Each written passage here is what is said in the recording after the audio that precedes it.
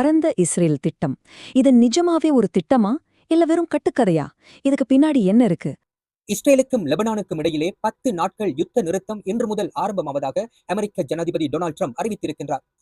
Hezbollah அமைப்பினர் இஸ்ரேலை நோக்கி தாக்குதல் நடத்துவதன் காரணமாகத்தான் தாம் லெபனான் மீது தாக்குதல் நடத்துவதாக இஸ்ரேல் வெளிப்படையாக தெரிவிக்கின்ற போதிலும் கூட இதன் பின்னணியிலே ஒரு வேறு திட்டம் இருப்பதாக அரசியல் அவதானிகள் சொல்ல கேட்டிருக்கின்றேன்.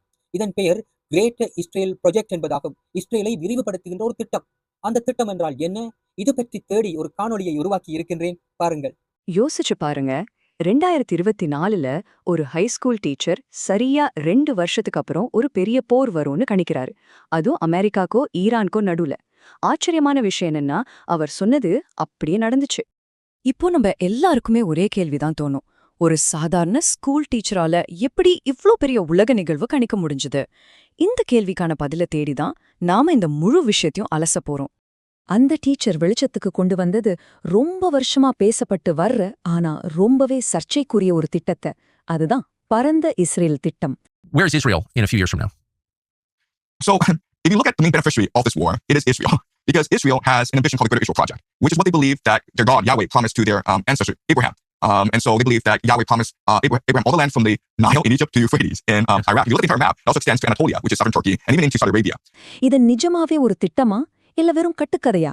இதுக்கு பின்னாடி என்ன இருக்கு? வாங்க விரிவா பார்க்கலாம். இன்னைக்கு நாம முதல்ல அந்த வைரலான ப்ரொஃபஸரை பத்தி பார்க்க போறோம். அப்புறம் பரந்த இஸ்ரேல்னா என்ன, அதோட வரலாறு, அது சம்பந்தமான 2 வேற வேற பார்வைகள். கடைசியா இது வெறும் சிலரோட கருத்தா இல்ல உண்மையான திட்டமா? அதுவும் இல்லாம இது ஏன் இப்ப நமக்கு முக்கியம்னு எல்லாத்தையும் அலசி ஆராய போறோம். சரி, வாங்க உள்ள போலாம். முதல்ல இந்த மொத்த விவாதத்தையும் மறுபடியும் உலகத்துக்கே கொண்டு வந்தாரே அந்த மர்மமான ஆள் யாருன்னு பாப்போம். இவர் பேரு பேராசிரியர் ஜியாங் சுகின். பெய்ஜிங்ல இருக்கிற ஒரு ஹை ஸ்கூல் டீச்சர். பிரிடிக்டிவ் ஹிஸ்டரி, அதாவது கணிப்பு வரலாறுன்னு ஒரு யூடியூப் சேனல் நடத்துறார். 2024ல டொனால்ட் ட்ரம்ப் ஜெயிப்பாருன்னு சொன்னதும் 2026ல அமெரிக்கா ஈரான் போர் வரும்னு சொன்னதுதான் இவரை உலக அளவுல ஃபேமஸ் ஆக்குச்சு. திடீர்னு பார்த்தா உலகத்தோட பெரிய பெரிய பத்திரிகையாளர்கள் எல்லாம் இவர்கிட்ட பேட்டிக்காக கியூல நிக்க ஆரம்பிச்சிட்டாங்க. ப்ரொஃபசர் ஜியாங் அவரோட வீடியோக்களை திரும்ப திரும்ப பேசின ஒரு மைய கருத்து தான் இந்த பரந்த இஸ்ரேல் திட்டம். அப்படின்னா என்ன அது? வாங்க அத பத்தி தெரிஞ்சுக்கலாம். இந்த ஐடியாவோட வேர் இப்ப இருக்கிற அரசியல்ல இல்ல, பல ஆயிரம் வருஷத்துக்கு முன்னாடி இருக்கிற மத நூல்கள்ல இருக்கு. ஹீப்ரு பைபிள்ல ஆதியாகம புத்தகத்துல ஆப்ரஹாமோட சந்ததிக்கு எகிப்து நதியிலிருந்து யூப்ரடிஸ் நதி வரைக்கும் நிலம் கொடுக்கப்படும்னு ஒரு வாக்குறுதி கொடுக்கப்பட்டதா சொல்லப்பட்டிருக்கு. ரொம்ப சிம்பிளா சொல்லணும்னா, பரந்த இஸ்ரேலுங்கிறது பைபிள்ல சொன்ன எல்லைகளை வச்சு இப்போ இருக்கிற இஸ்ரேலை விட ஒரு பெரிய யூத அரச உருவாக்கணும்னு சொல்ற ஒரு ஐடியாலஜி.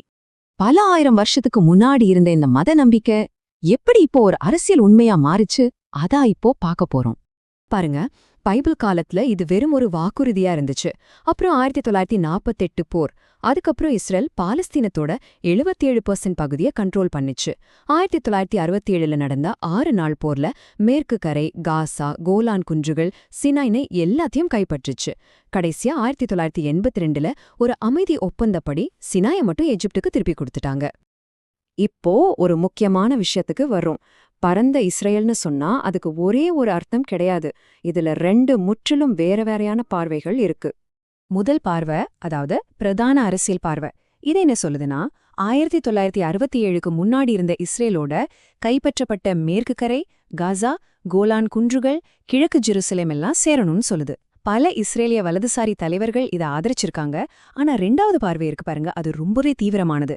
அத நைல் நதியில இருந்து யூப்ரடிஸ் நதி வரைக்கும், அதாவது இன்னைக்கு இருக்கிற பல அரபு நாடுகளோட பெரிய பகுதிகளை சேர்த்து ஒரு பெரிய இஸ்ரேலை உருவாக்கணும்னு சொல்லுது.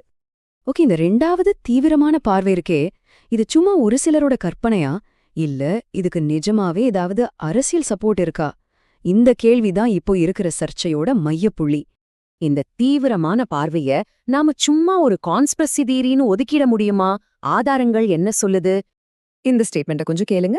2024ல இஸ்ரேலோட நிதி அமைச்சரா இருந்த பெசலெல் ஸ்மோட்ரிச் என்ன சொன்னாருன்னா, இஸ்ரேலோட எதிர்கால எல்லை சிரியா, லெபனான், ஜார்டன், ஈஜிப்ட் வரைக்கும் போகும்னு சொன்னாரு.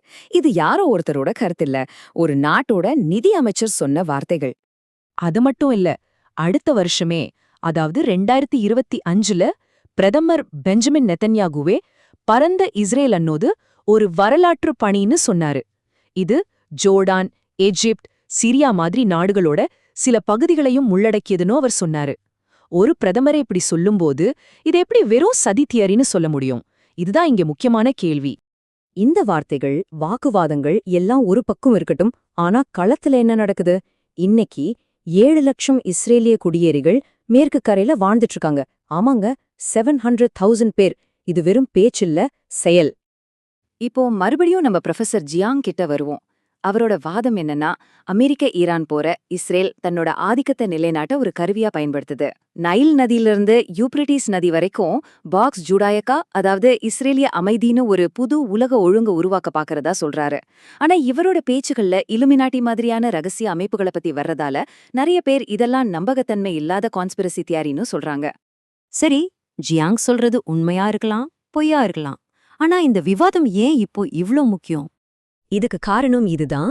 இந்த விவாதம் இவ்ளோ வேகமா வைரல் ஆனதுக்கு பின்னாடி ஒரு பெரிய விஷயம் இருக்கு.